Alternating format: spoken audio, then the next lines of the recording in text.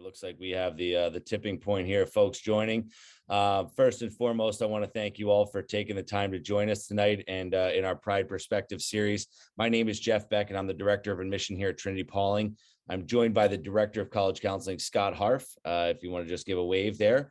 And tonight we'll be discussing the advantage of the practicum in college counseling in a Q&A session. We decided to stray away from the webinar version to do a Zoom meeting because we felt like it would provide you all a better platform to ask questions that pertain to you. We received a number of great questions this evening and would love to address those. But I first want to just give Mr. Harff there an opportunity to introduce himself, and then we'll jump into some of those questions. For those of you that feel more comfortable to ask a question in the chat function, please feel free to do so.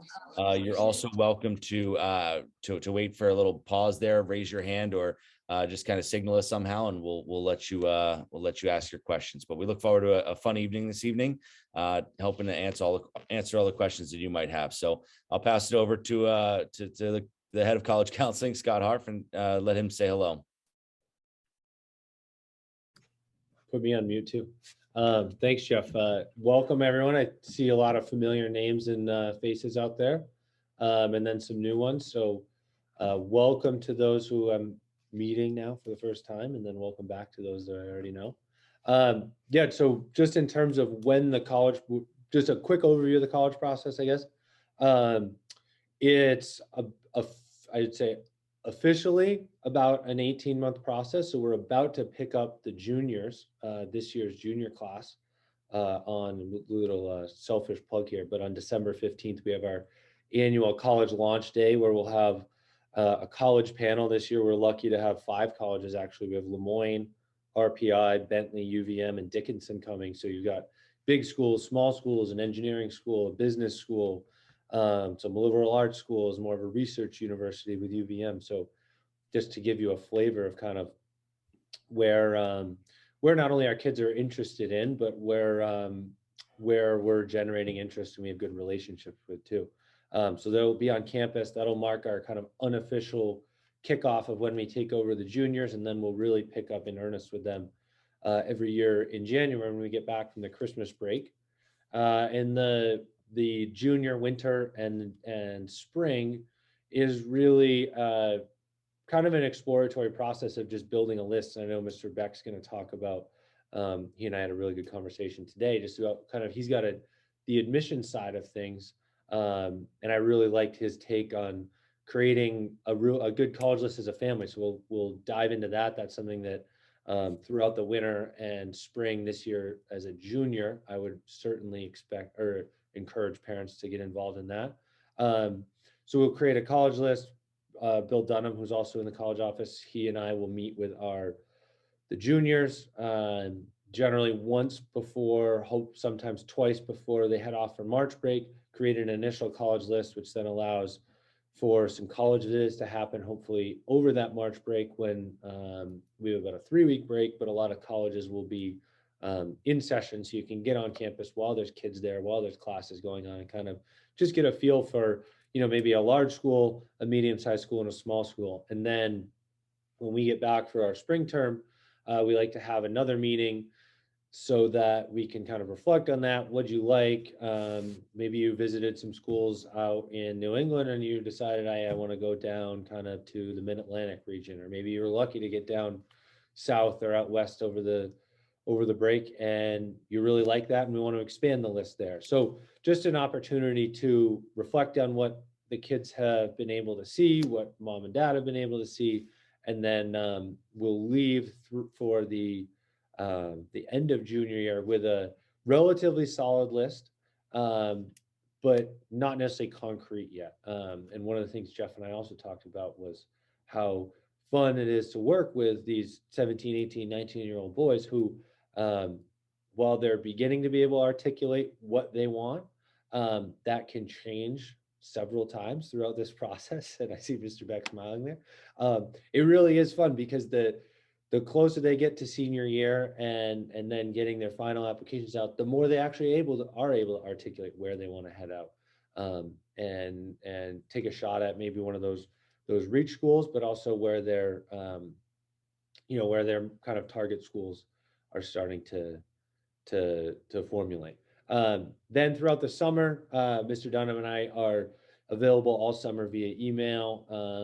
We set up Zoom meetings just to talk about if we need to add to college lists or anything or change them, but also to help begin the infamous college essay. And we'll have we have a question about that I'll touch on later. And then the process begins to wrap up rather quickly, actually, in September and October. We're here helping the students, meeting with the students. So we're going over everyone's common application, obviously helping them finalize those essays. There's lots of other supplementary essays we can talk about later if people have questions about those. But that's mine and Mr. Dunham's role on campus in the fall, is making sure that our class of seniors and PGs, I don't know if there's any PG parents out there, but if there are, I'm happy to touch on that a little bit. Making sure that they are getting eyes on their application, getting eyes on their essay, and then we're submitting. I'm a big proponent of early action and early decision. If it's early decision is binding, early action is not. So if you have a favorite school come November 1st of your senior year, getting one of those out. If not, I'm a big proponent of early action. It's not binding, but you just get an opportunity to apply early and hear back earlier. So we have several seniors actually who've already found out that they've gotten into schools here on December 1st. So it's a good way to kind of take a little bit of stress off of obviously the student's plate, but also my plate and the parents' plate. And then we're working with those seniors, even though we pick up the junior class that January, we're working with the seniors throughout the year. Our door's always open, to help with if they need help or you all need help with, financial aid, reading financial aid offers. If there's waitlist situations, there's another round of early decision in January. So we're really here all the way through. Like I said, it's truly an 18-month process all the way through graduation. It used to kind of stop at May 1st when the college decision day was happening, but over the last few years, that's kind of been pushed out as some schools actually allow you to move past May 1st now. So that's kind of my quick overview of it. Does anyone have? I just talk a lot. So does anyone have questions I can answer now about the college process in general? Or if there's, I don't know if there's any potential PG parents, I'm happy to jump into that, just how that process looks, because it's a little bit abbreviated on our end, just because we picked them up in September. Yeah, and I would have to agree with Scott there in terms of the timing of the admissions process. Just in general, what we're seeing from, and for those families that are on this call tonight that are prospective families for Trinity-Pawling, you're in a great place right now, but you're also a prime example of how this process, even for kids coming to Trinity-Pawling, has extended beyond the traditional 6 months, and now is extended almost to that 18-month, 2-year period of considering going to a school like Trinity-Pawling. And for many of you that are or do have current students here at Trinity-Pawling, you probably recognize that was what that process looked like as well. So the same thing happens on the flip side going off to college. But I'll leave it with that. And then do we have any questions right now that we want to have answered? Perfect. So we'll jump into a question that was posed, and I think this is a tremendous question. It can be helpful for pretty much everybody. That's on this call is how can a parent be supportive in this process? So how can parents be supportive in this process? I think that's a great question. I think, Jeff, one of the interesting things of the college process is it's a really stressful process for the student, and it's a really stressful process for the parents. And it's kind of inevitable, right? It's this culmination of all this work that, like I said, these 17, 18, 19-year-old kids have put in, and a culmination of all the work you all have done as parents. So there's naturally a lot of stress involved. Kind of almost on the flip side of that, it's also the first time where the boys we work with, it's truly their process, because they're the ones going to college. Like, I'm talking from a senior perspective, they're the ones going to college next year. And one of the things I've started to talk a lot more about. When I first started, it was like, what's a good fit for a student? And I think now there's so many fantastic options in terms of colleges out there, and you really can't go wrong. And I think it's on the college too to match. So I use the word match, right? Like what's a good match for the students I'm working with. And I think you brought up parents, Jeff, and I think that the big piece where parents can be incredibly valuable is being supportive and listening to your son who's gone through, they're at a place like Trinity-Pawling. We're in the middle of the winter session. They're getting to explore topics in ways that your traditional algebra class or biology class or my economics class I teach, like we just aren't able to in the traditional classroom. So the kids are getting to explore a lot of different interests. A lot of them are living away from home for the first time.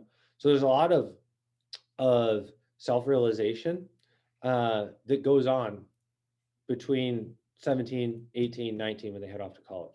And so I think for parents to be supportive, it's listening to when you're talking to your son on break, what academic pursuits are they excited about in college? I think it's also okay if they don't know. There's plenty of ways out. Obviously, there's a liberal arts track, but there's plenty of ways that larger universities can help students kind of explore areas of interest in their first couple years. And listening to being okay with, even though there might be a picture of we want our son in the Northeast or we want our son out in California, that again, it's this match of the student and the college coming together and finding a place where your son can be comfortable at and can be successful because he's comfortable there. And asking those questions and allowing them to explore on their own. Jeff, I know you have your list Yeah. idea. I'd love to kind of. Yeah, no, absolutely. And any families that I've gotten to work with through the admissions process coming to a high school, which obviously it tends to be a little bit more hands-on, and except for at boarding schools in a place like Trinity-Pawling, where that college process gets kind of that same level of attention. So obviously the kids are very fortunate. But for me, what I always like to point out for families is, and this can be a really healthy exercise, is that for parents, for parent A, parent B, and student, create a list of must-haves and a list of I don't want to haves. And I'm not talking about school names. I'm talking about, do I want it to be warm in the winter? Do I want it to be cold in the winter? Do I want to be able to go ski? Do I want to be able to go surf? So you start with kind of a geography. You start with, do I want to go to a football game where there's 100,000 people in the stands? Well, if you go to Wesleyan University, like I did, there's not going to be 100,000 people in the stands. I can promise you that. So you have to start with those bigger questions of what size of school, location of school, and then you can start to dig in a little bit more granular. If a student does discover that they love engineering, or if they really are interested in economics or business, you can start to narrow that focus. So it can be really healthy for mom, dad, parent A, parent B, and student to do this individually, and then come together and have that conversation of going, hey, what's on your must-have list? Well, dad might have a very different must-have list than mom, and mom might have a very different must-have list than son. And so that's where it can be really healthy to say, okay, well, this is a must-have for me if the parents, and typically parents are the ones that are financing this. So that's why this becomes a healthy conversation. And that allows those students to understand what's important to their parents, again, who are financing this, but also for the parents to realize what's important for their son. And again, we're not using college names, but that list, if you can refine that list, is something that could be a really healthy guide when you go visit colleges. And you start looking through that list, you get in the car after that college visit and you're checking off this box, and you go, wow, this college checked off 8 boxes versus what I thought my dream school would be, even if from a kid's perspective or parent. And it goes up, that school only checked off 2 boxes. Well, based on what you've put together outside of that actual visit, that school that checks off more boxes is probably the school that's the right fit. And so if you're honest in that whole process, that can be something that's really healthy. the other piece is recognize that our kids, and I didn't know what I wanted to do when I went to college. I mean, gee, I don't even know if I want to know what I want to do right now. Right. So at the end of the day, I think that we have to understand that Trinity-Pawling has prepared our students to be successful in life. And that includes in the next step in college. And so them not having a direct path of I'm going to be an engineer, or I'm going to be an economist, or I'm going to be a doctor, that is totally okay. And so not having that immediate pressure and being able to pursue that liberal arts education is really healthy. So that's something that I always try to point out, and I'm happy to share more on, but that's something that I think families have found really beneficial in that process. But we move I forward. also think that one of the, I referenced it earlier, but one of the best things, and Jeff talked about a little bit, is taking advantage of these generous breaks that we have here and getting on college campuses with your son. I was, again, I was talking with Jeff about this morning. I distinctly remember going on college visits with my parents. I'm not going to name the college, but I stepped foot on the college, and I could, as an 18-year-old kid, I couldn't tell you why, but I was like, this is not for me. And it's a place that I look at now as an adult, and I'm like, God, who wouldn't want to go there? But my point is, I think I made the right decision. And the best thing that my dad did that was he didn't give me his opinion at that point. He said, okay, great, we can scratch it off the list. And we kept, we did some other visits, and there was places that I absolutely loved that I didn't end up going to. The place I went to, I felt comfortable at. I wouldn't say it was at the top of my list, but it was a place that, to Jeff's point, I didn't go through the list exercise. I wish I had, but it checked a lot of boxes for me and my parents. And I share that because I think that there's going to inevitably be someone on this call. You're going to go through the college process with your son. You're going to love a college, and he's going to say, no way, absolutely not. And the best thing you can do as a parent there is allow them that allow them that grace of saying, okay, we can take it off the list. Because I think the kids who are successful in college, there's, like I said at the beginning of the call, there's so many fantastic opportunities out there in terms of undergraduate educations that if there's a good match and your son feels comfortable, he's gonna do really well there. Absolutely. Questions before we go on to the next question, which is a big topic based on our the title of our evening here. But anybody have any questions? And again, feel free to put them in the chat if you think of it, and as we're talking, you don't want to forget it. Feel free to throw it in the chat there. But if anybody feels free, go ahead and ask. But if not, I will throw it back over to you, Scott, to answer a question on how does the practicum relate and support our college process, and how can your sons leverage the practicum in that process too? Definitely. So this is obviously we're in the winter session right now. So the winter session is our I shouldn't say our underclassmen, but our 8th, 9th, and 10th graders are working on winter projects. So they've got an interdisciplinary project they're working on. I think it's about 6 to 7 students they're working on with 2 teachers. So anything from, like, there's a group of guys who are doing a pottery class to building steam engines to researching the viability of putting a maple sugar shack on campus and how that would look. And then our juniors and the postgraduates are doing the Global Collaborative Challenge. So they're taking these questions. I always like chuckle. They're the questions that, like, the smartest adults in the world can't figure out. And we have a randomly picked group of like 5 juniors or PGs who are answering that question throughout these 2.5 weeks and giving a presentation on it at the end to a panel of faculty members. And then our seniors are working on independent projects. So they've identified an area of interest that they want to dive more deeply into. Some of them are very academically inclined and are doing some research style projects. Others are doing kind of more hands-on. Then we've got kind of the creative types. Like we've got one of the guys on our hockey team, he's doing producing a podcast. We've got some different, like I said, creative mediums there too. In terms of how the whole thing, the practicum, those 3 projects together in the winter session support the college process. It's really, really great low hanging fruit for college essays. Not only the big one, but there's a lot throughout the college process. There's lots of little supplementary essays. So a school like St. Lawrence might have you have your main college essay, but they also might have a 250-word essay.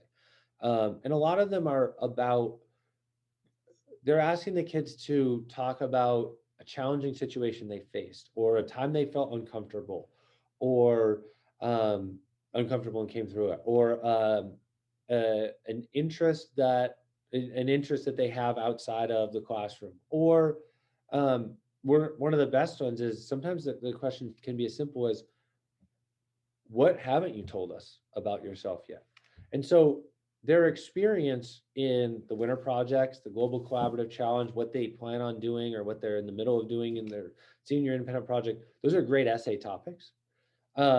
We also make sure that these are highlighted on the transcript, so they get their own section on the transcript outside of just 9th, 10th, 11th, and 12th grade. They have their own practicum section. So Trinity-Pawling students have this extra point of information for colleges to look at as they're reading applications and looking at grades and looking at different courses that students have taken.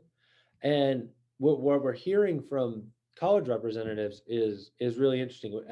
At first it was, this is great. Our honors level students or honors college students, we're asking them to do, we're asking them, how are they collaborating? How are they working independently? How are they researching? And so there's your answer. But then COVID hits, and all of a sudden every school in the country went test optional. And now, other than the state of Florida and Georgetown, off the top of my head, everywhere is still test optional. And so they're missing, I said this term earlier, they're missing this point of information that that the colleges used to be able to rely on. And the practicum is this great way to add to a student's story and provide that point of information. And what the colleges are looking for, they continually tell us, if you're going to go test optional, we want to know what you're doing with your time outside of test prep that you would normally be doing, or literally sitting and taking the test on Saturdays. And so it's a way for our students to show off what they've done, but it's also one of the big strengths of the practicum is that students move through it. They develop interests outside of algebra and calculus and chemistry, and they're able to express those, which I think is pretty special for a 17, 18, 19-year-old kid to express an interest in pottery that they discovered, or express an interest in music production or video production or woodworking. And that's what some of our seniors were able to do in their college essays this year. And I think a lot of it relates back to the practicum. Absolutely. And I want to touch on that the college essay and similar to the essay that students are asked to write for admission into Trinity-Pawling, and kind of a dovetail off of what you kind of started on in making an easy transition for that college essay. But what makes a good college essay, and from an admissions perspective, what I can tell you is that I've probably read, and I just kind of did the math in my head, I've probably read upward of around 20 to 25,000 essays in my experience so far in the admissions world. I can probably name about 10 to 15 that I can remember off the top of my head. So just for reference, almost every essay that I've ever read, I don't remember. And to be quite honest with you, it's not because they weren't well written. It's not because they weren't, there wasn't a lot of time and effort put into those essays. It's that I've never looked at a kid's essay and crossed that kid off my list of saying, I don't want to have this kid at my school.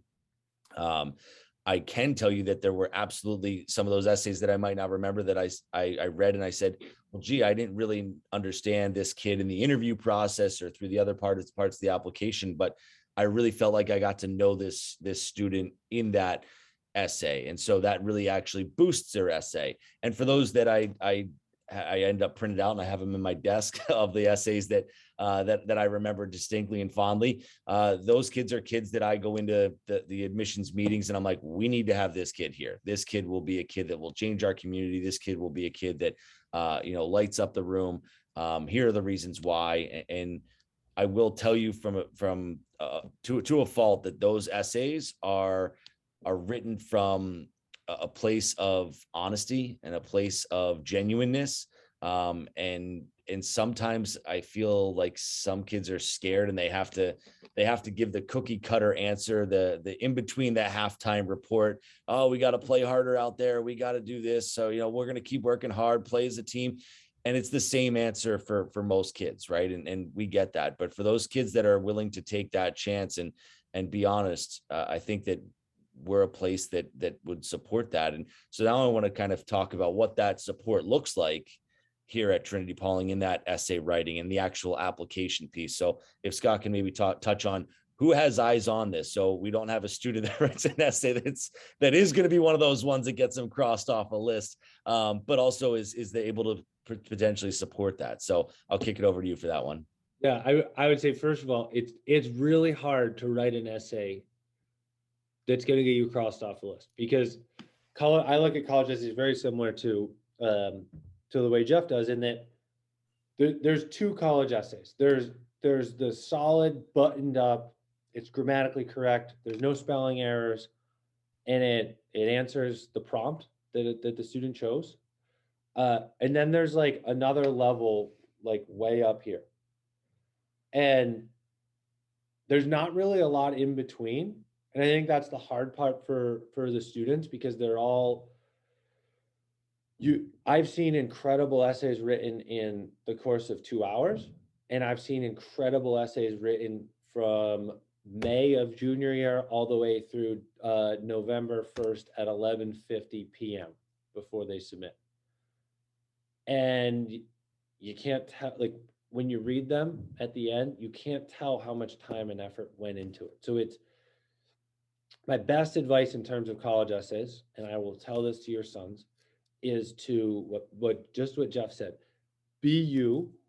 It's your opportunity of 650 words to tell this person who's probably on their 30th essay of the day and has had 8 cups of coffee and is probably reading it on a computer screen, that it's your opportunity to grab them and give them a little reprieve from hearing about the sports injury or the death in the family or these kind of cliche topics. So I circle back to the practicum. If there's no way, if plenty of students come into my office and they're like, Mr. Harff, I have no clue what I want to write about. Like, I'm not that incredible of a person.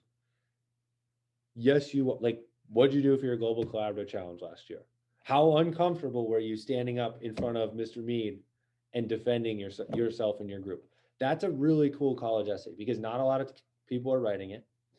And it's true. It's the students' emotions coming through on paper. And in turn, like, to answer the second part of your question, Jeff, one of the things I love about working in a small school is Bill Dunham and I have the opportunity to literally read line by line every student's Common App and every student's application. Like, we have the bandwidth.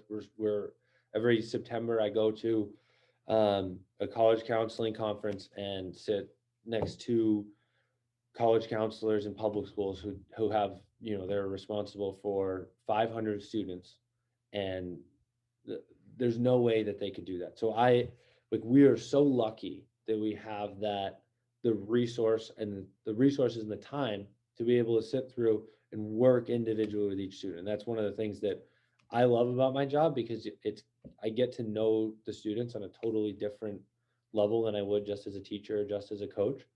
And so it's a process that's ongoing. Like I said, some guys are doing it in the summer. Some guys work, right? I mean, every November 2nd, I'm exhausted because I was up until midnight reading essays and pressing send with the kids. And it's fun. It's engaging. It's part of what we offer here. So I don't have a better answer for you, Jeff, other than that I can tell you we will read every college essay, and we will help it get to the point where it'll grab someone's attention when they're 6 cups of coffee deep and have read 35 of them already.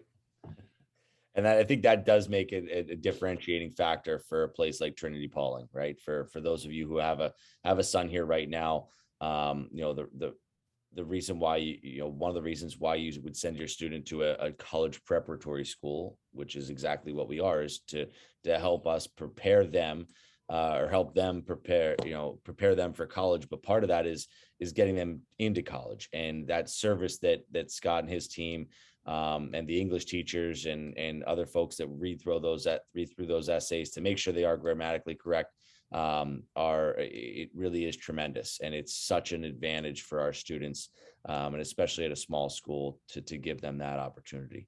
I will add, Jeff, because you brought up the English teacher, there are students who certainly, we have incredible writers in our English department, and they every year they're helping students throughout the process. And my while I do read every kid's essay that I work with, I do think it's worth mentioning. I think there's a point in time where you get diminishing returns in terms of how many eyes and how many editors you have of an essay. So having mom, dad, and the English teacher, and your neighbor who's also an English teacher, and you and me, now all of a sudden we've got 6 voices, 6 ideas. Those are the ones that are, I would say, and they're grammatically incredible because they've had 6 sets of eyes. But it's the people reading them want to hear from the kids. So I think that the more you can encourage your son to tell his story, and when I'm editing an essay, it's for grammar. It's, hey, if we open like this, it might grab someone's attention more, and less of, I think this would sound better. It's not like you're in law school getting red ink thrown around at you. I think the more the kid can do on their own, the better product there is in the end. Absolutely. And to that point about, or my earlier point about me remembering only a handful of essays, if I asked everybody on this call here, if they remember the essay that they wrote for college, there's a good chance they wouldn't remember their own essay. And so if you can't remember your own essay that you wrote, there's a good chance that the person who was reading it probably doesn't remember it either. So just sort of think of it from that perspective as well. But so a good question. Yeah. So so in terms of building lists, will we help determine which schools are safeties, reaches, etc.? Yes. So we have several resources available through the free of charge for the Trinity-Pawling family. So one of them is SCORE, which we're moving to this year. SCORE is like our back office essentially. So that's how we send our recommendations out. That's how we send transcripts out. And it's also a great research tool for students and families. It has our historical data of where our kids have gotten in, back to, I believe, 2009 when we started keeping records. So we've got a good chunk of data in that sense. We also use a program called College Kickstart. It doesn't allow, there's no option for parents to have a direct account, but each of your sons will have an account. And College Kickstart, instead of looking at this big set of data all the way back to 2009, it actually only looks at the last 4 years, which and in the college admissions world is incredibly important, because I would not have been the same college applicant today that I was back when I applied to college in 2009. Like, it's just how competitive it's gotten. So what College Kickstart does is it takes strictly a statistical look using GPA and test scores, but also takes into account that you're a Trinity-Pawling student, and will actually through an algorithm comes up with, we'll put your list of 15 schools we've come up with, the initial list. It can get kind of big. It won't be 15 schools everyone applies to, but 15 schools, and it actually breaks them up into I think let me see, I haven't looked at one in a while because we've been just applying. Unlikelies, reaches, targets, and likelies. So 4 different buckets, again, strictly based on test scores. So it doesn't take into account the incredible college essay you could write, or or there's certain demographics or regions of the country that it doesn't take into account that, just purely a statistical, and that will, after every college meeting, we'll send a PDF of that to the parents so they're informed of that.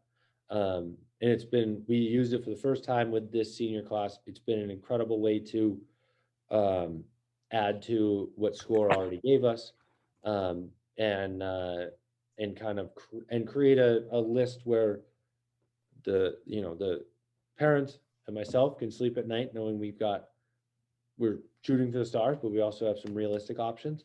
And it also it's a really good way, especially because we do it in the middle of junior year, and you can still bump your GPA up a little bit, improve your test scores a little bit. It became a really good motivating factor for the seniors, or the juniors last year, the seniors this year. I found when we showed it to them of, hey, this school actually could move from your reaches to your targets if you're able to get a little bit higher of a test score, or if you're able to bump that GPA up a little bit.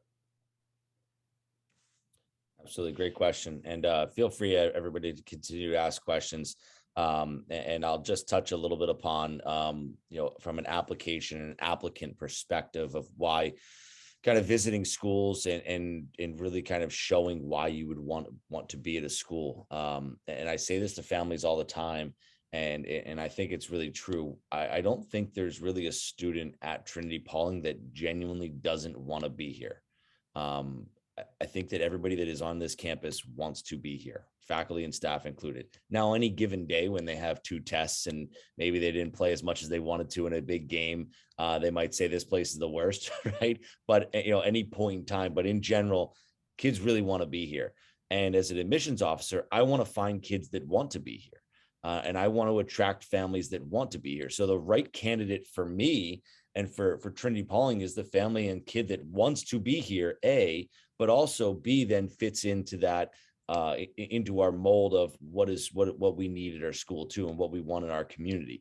So for a student to be able to showcase and highlight, hey, this is why I want to be in your school. This is how I'm going to become part of your community, and how I'm going to be a member in your community. That's something that really helps stand out in this whole process. And I think that's one of those pieces that the more you can show why it is that you want to be a part of that community, the better off you'll be, which includes visiting those schools. And a lot of these schools also have networks. For example, my sister lives out in Los Angeles. She'll do interviews for her school that she went to in Virginia, because they don't have the ability to have an admissions officer out there all the time to do interviews, or folks can't get to Virginia to do the interview on campus. So a lot of these schools will have networks to be able to connect with. The more folks you can connect with, the more interest you're showing. That indicates that you want to be at that school. And just like I started, I want people that want to be here. That I don't want people that don't want to be here, right? That doesn't create a great atmosphere. So that's another important factor of wanting to go visit those schools if possible, or finding other ways to join webinars for those that are applying to a place like Trinity-Pawling. That's great for you. And you can also do that on the back end for colleges as well.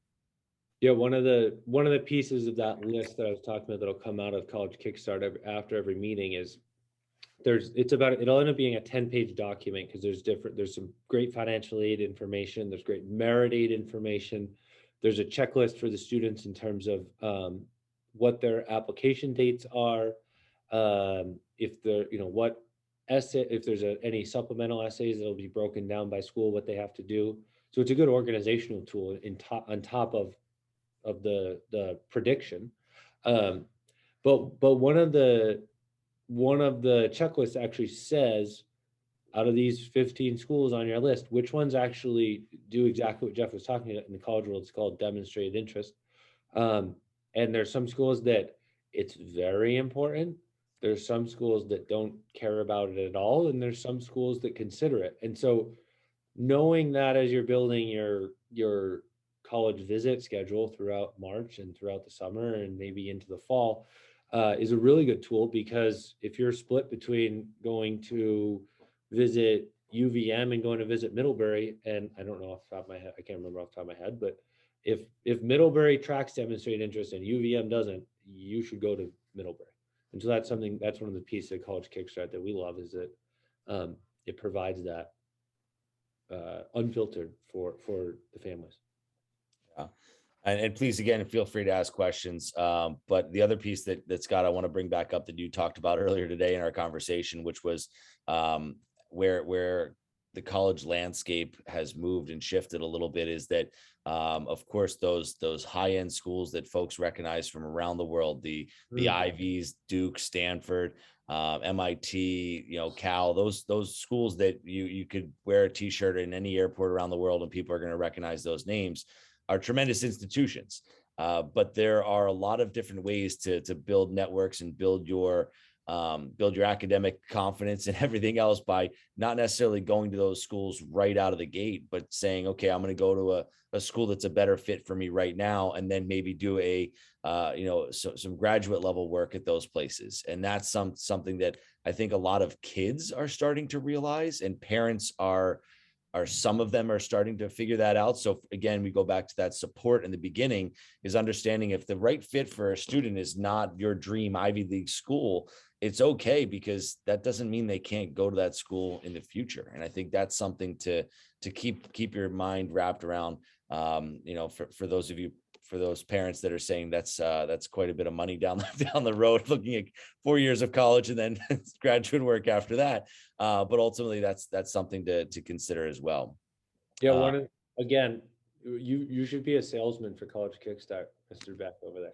That's another big piece of College Kickstart, is you can actually, there's a search feature, and one of the search features you can add is, hey, I want a school that would be in my target list that also has great merit aid. So merit aid, for those that aren't familiar, it has nothing to do with your financial ability to pay. It has all to do with, you're a really good student and we really want you. And so you can, early on in the college process, you can create a situation where you're applying to some of these schools that might not be at the top of that, like, hey, this is my dream school list, but could be really affordable options where like we were talking earlier, it could be a great match. And I've worked with students who've chosen those because of the affordability, and they're about to graduate and are applying to some pretty impressive graduate schools. And the other thing, Jeff and I talk about this all the time with the students, with the faculty here. And Jeff and I went to boarding schools that similar to this. Like your son's network coming out of a place like Trinity-Pawling, you've already got the Princeton network, you've already got the Harvard network, you've already got the Michigan network, because he's going to have gone to school with kids who end up there. We have alums who've gone there, and so the one of the big advantages of going to a place like one of these big name brand schools is you have that professional network, and that's one of the advantages of going to a place like Trinity-Pawling, is that you have an in at all of these different networks because of our alumni network. I did see, Jeff, one more question that came through. That's a great question about admissions officers visiting campus. And so we just got done before the Thanksgiving break, but every fall we have close to 150 college representatives visit campus. And this is something that they do on their own accord, but they're incredibly excited to come to Trinity-Pawling every year, I can tell you, because I get to talk to every one of them.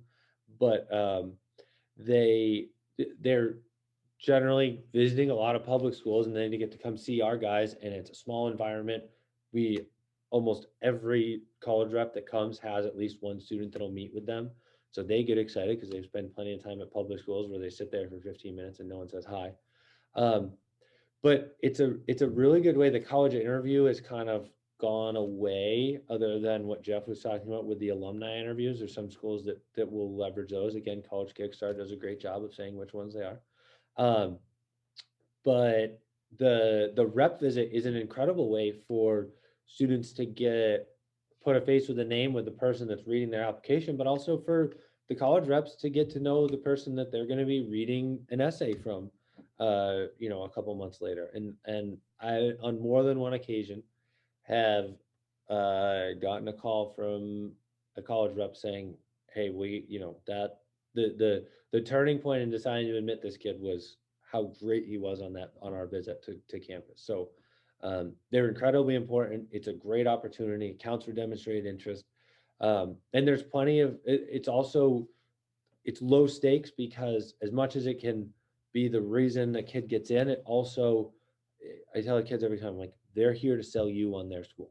So don't feel like you have to prep for an interview. Like, go in and say, "Hey, I don't know much about Wisconsin. Like, could you tell me more? I've been able to browse the website." But let them sell you a little bit too. And it's a good way to um, it's a really good way to practice your public speaking and get comfortable. And it's one of the best things I think that we do. Not to toot my own horn too much, but one of the best things I think we do in our college offices is building those relationships and making sure we're encouraging the reps to come back and visit.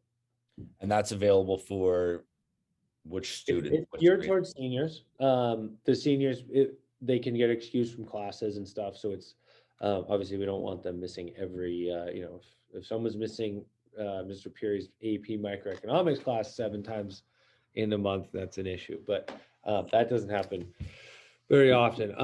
But the juniors and the sophomores, the underclassmen are more than welcome to visit if it's on a free period. We just don't want them missing. We don't want them missing class for that because they'll have an opportunity to do that during their senior year. Wonderful. Other questions? Feel free to ask questions, as we're kind of to the point where we've answered questions that have been identified prior to the event. We hope this has been helpful for you. But again, as we mentioned, this is Scott and I are not applying to colleges. We've been through this process ourselves. We are hopefully here as a resource for you to help you in this process.